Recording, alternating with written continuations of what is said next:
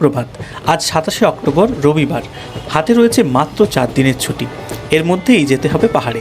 সিকিম নাকি দার্জিলিং নাকি অফবিটের কোনো গ্রাম, কোথায় যাব? ট্রেনের টিকিট আপাতত আছে এনজেপি অ্যান্ড ব্যাক। সামনে দুদিন আবার প্রচুর বৃষ্টির পূর্বাভাসও আছে। তাই বুঝলাম যে অত ভেবে কী কাজ, যা আছে কপালে। এই ভেবে চড়ে বসলাম ভোর ৫টা ৫৫ বন্দে ভারতে। আমাদের যাদের মোটামুটি হাওড়া থেকে একটু দূরে বাড়ি, তাদের এই ভোর ভোর এসে বন্দে ভারত ধরাটা একটু চাপের। তাই আগের দিন রাত্রিতে হাওড়া স্টেশনে এসে এসি ওয়েটিং রুমে কয়েক ঘন্টা সময় কাটিয়ে নিয়েছিলাম। ওই দুজনের ১০০ টাকার মতো পড়েছিল। এখন মোটামুটি ঘড়িতে ৬:৩০ মতো বাজে। প্রথমেই আমাদেরকে আপাতত চা দিয়ে গেল। ট্রেনে বসে জানলার কাছ দিয়ে বাইরে দেখতে দেখতে চা খাওয়া মানে পুরো ব্যাপারটা একদম জম্পেস টাইপ। এরপর আমাদের ব্রেকফাস্ট আর লাঞ্চও আছে। খাবারের কোয়ালিটি কেমন সেটা আপনাদেরকে পরপর জানাচ্ছি। এখন সকাল ৭টা ১৫ বাজে। চা দিয়েছে মোটামুটি ৪৫ মিনিট হলো। আমাদের সকালের ব্রেকফাস্ট দিয়ে গেল। আমাদের দুজনেরই ননভেজ ব্রেকফাস্ট ছিল। ব্রেকফাস্ট না পেয়ে একজনের কী অবস্থা দেখুন। বলছি যে ব্রেকফাস্ট না পেয়ে এই মুহূর্তে আপনার অনুভূতিটা একটু বলবেন প্লিজ। আচ্ছা হোক, অত মন খারাপ করতে হবে না, দাঁড়াও, তোমারটাও আসছে। পুরো পয়সা দিয়ে টিকিট কেটেছি, ইয়ার কি নাকি? যে ফাইনালি নোবেল তুই ব্রেকফাস্ট পাওয়ার জন্য কংগ্রাচুলেশন। দাঁড়ান, আপনাদের ব্রেকফাস্টের মেনুটা বলে দিই। 2টো brown bread, butter, tomato ketchup, omelette, French fry, গাজর মটরশুঁটি ছিল, আর সাথে একটা মাফিন। টেস্ট মোটামুটি ঠিকঠাক।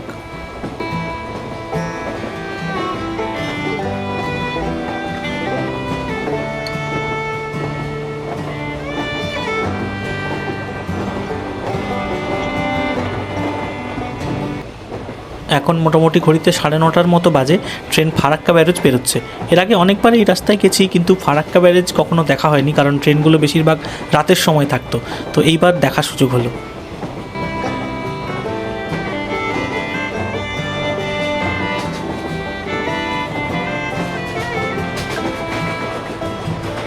ঠিক 10টায় ট্রেন ঢুকলো মালদা টাউন। যদিও এই ট্রেনের মালদা ঢোকার টাইম ছিল মোটামুটি 10টা ২২, প্রায় ২০ মিনিট আগে ট্রেন ঢুকে গেল। তাই আমরাও একটু সময় পেয়ে ট্রেন থেকে নেমে গেলাম একটু ছবি তোলার জন্য।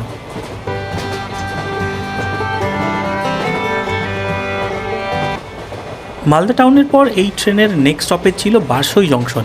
ওই 11:30টার দিকে বারসই জংশন ঢুকলো ট্রেন। তারপর কৃষ্ণগঞ্জ ঢোকার মিনিট ১৫ আগে মানে 12টার দিকে আমাদের লাঞ্চ দিয়ে গেল। দাঁড়ান, লাঞ্চের মেনুটা বলছি। ভাত, ডাল, আলু ফুলকপির সবজি, চিকেন, 2 পিস পরোটা ছিল এবং টক দই। প্রতিটা তরকারি একদম ফ্রেশ। চিকেনের টেস্টটা কিন্তু বেশ ভালো। এখন মোটামুটি সময় দুপুর 1:30। আমরা পৌঁছালাম এনজেপি স্টেশন।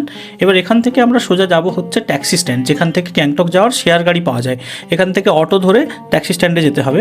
এবার এনজেপি থেকে যদি গ্যাংটক যেতে হয় তাহলে শেয়ার গাড়িতে মোটামুটি খরচ হয় ২৫০ করে। তো আমাদের দুজনের ৫০০ টাকা পড়েছিল। তবে শেয়ার গাড়িতে যদি যেতে হয় তাহলে আপনাদের কিছুক্ষণ অপেক্ষা করতে হবে, কারণ গাড়ি ভর্তি না হলে কিন্তু ছাড়বে না। তো এখানে আমাদের গাড়ি ছাড়তে ছাড়তে প্রায় তাই ৩:৩০ মতো বেজে গেছিলো।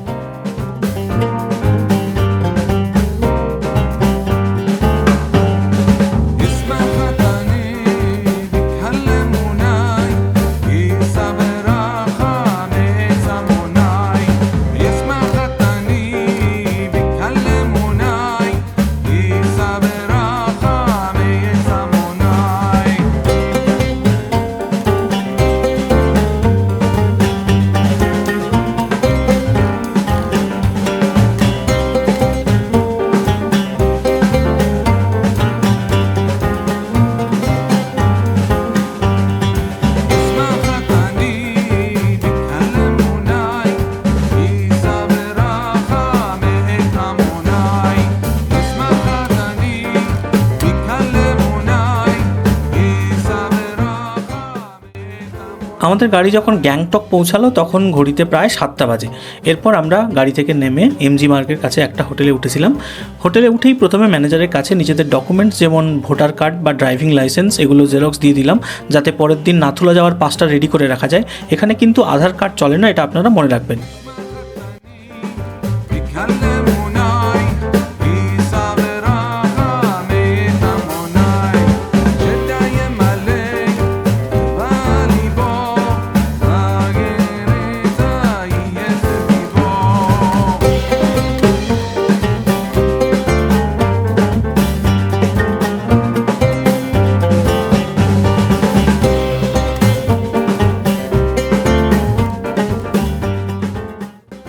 হোটেলে আমরা কিছুক্ষণ বিশ্রাম নিলাম। এখন মোটামুটি 9:30 মতো বাজে।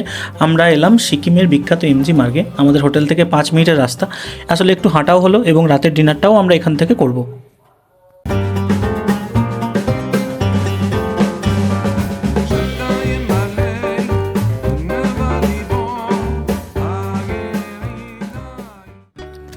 Good morning.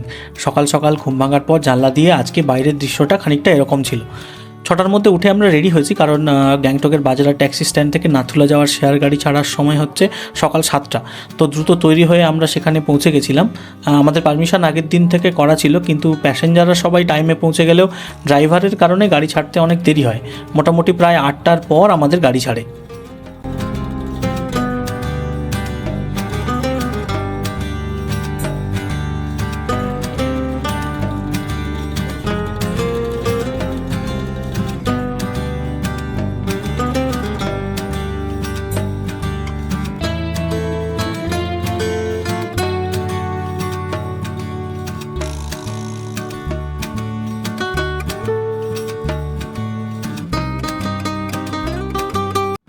নাথুলা যাওয়ার পথে আমরা এক জায়গায় ব্রেকফাস্ট সেরে নিলাম। গ্যাংটক থেকে নাথুলা যেতে মোটামুটি 2 থেকে 2.5 ঘন্টার মতো সময় লাগে। আমরা যখন 11টার দিকে নাথুলা পৌঁছাই তখন স্নোফল চলছে, সাথে হালকা বৃষ্টি এবং ঠান্ডার পরিমাণ ছিল চরম।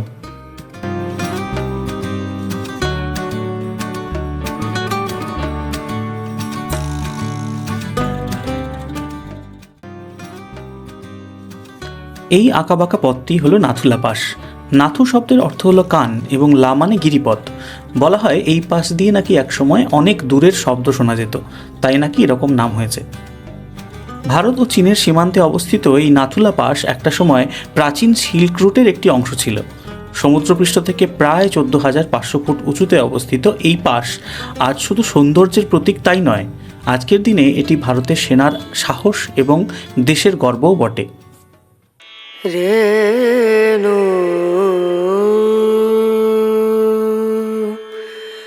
রেনা রেনা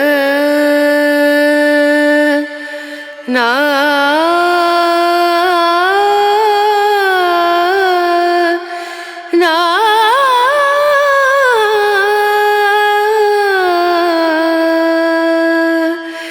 রেণু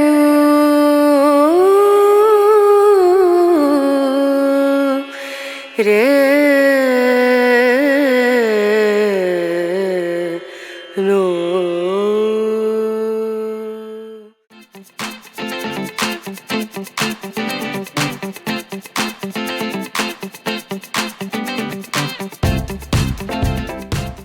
1968 সাল। ভারতীয় সেনার জওয়ান ক্যাপ্টেন হরভজন সিং নাথুলা পাস এলাকায় কর্তব্যরত অবস্থায় শহীদ হয়েছিলেন। কথিত আছে মৃত্যুর পর তিনি আজও স্বপ্নে এসে সেনাদের বিপদের আগাম সতর্ক বার্তা দেন। এমনকি তিনি নাকি রোজ রাতে টহল দিতেও বের হন, কারণ তার পরিষ্কার করা জুতোতে মাঝে মাঝেই অদ্ভুত কারণে মাটি লেগে থাকতেও দেখা যায়। তাই আজও ভারতীয় সেনাবাহিনী তাকে জীবিত সৈনিকের মতোই সম্মান জানায়। বাবা হরভজন সিং টেম্পল থেকে বেরিয়ে ছাঙ্গু লেকের দিকে যাওয়ার পথে ঝমঝমিয়ে এমন বৃষ্টি নামলো যে সামনে প্রায় কিছুই দেখা যাচ্ছিল না।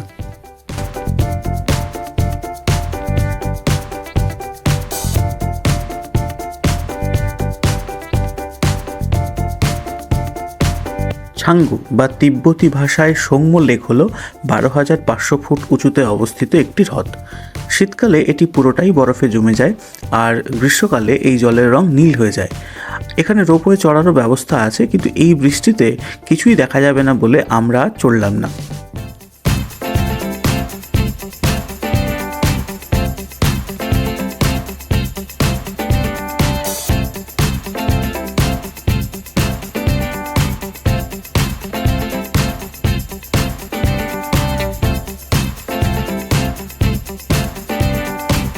আমাদের নাথুলা ভ্রমণ আপাতত শেষ। শেয়ার গাড়িতে এখানে আসতে আমাদের মাথাপিছু খরচ পড়েছিল 800 টাকা। এবার হোটেলে ফেরার পালা। আগামীকাল আমরা এখান থেকে দার্জিলিং যাব, আর সেই ভিডিও রাখবো আপনাদের জন্য এর পরের পর্বে। আজকের পর্ব এই পর্যন্ত। কেমন লাগলো আজকের পর্ব জানাতে ভুলবেন না। খুব শীঘ্রই দেখা হচ্ছে পরের পর্বে।